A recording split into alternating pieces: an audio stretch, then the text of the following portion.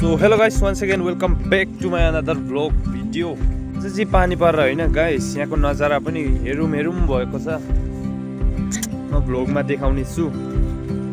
अहिले चाहिँ गाइस यहाँको नजारा यस्तो छ होइन, पर सबै खेतभरि पानी नै पानी छ। अहिले चाहिँ यहाँ गाई चराउन पनि दिगदार, एकदम दिगदार भएको छ होइन गाइस। अनि यहाँ चाहिँ मैले किन थुने त यो गरौँ के हो र किन चाहिँ मैले यस्तो गरेँ नेक्स्ट भ्लगमा भन्ने छु गाइस। आज भ्लग बनाउँदिनँ भनेको थिएँ, तर यहाँको मौसम हेर्दा चाहिँ भ्लग नबनाइ नहुने जस्तो लाग्यो र भ्लग बनाउन थालेँ।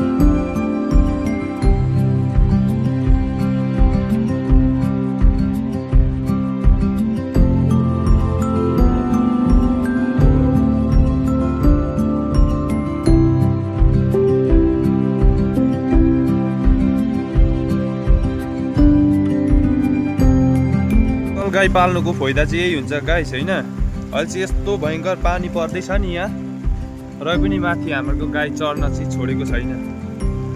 देख्न त देखिँदैन होला, र पनि ऊ माथि ऊ एउटा त देखियो ब्ल्याक कलरमा होइन। सो यस्तो पानी पर्दैछ र पनि गाइस लोकल गाई पाल्नुको फाइदा चाहिँ यही हो है।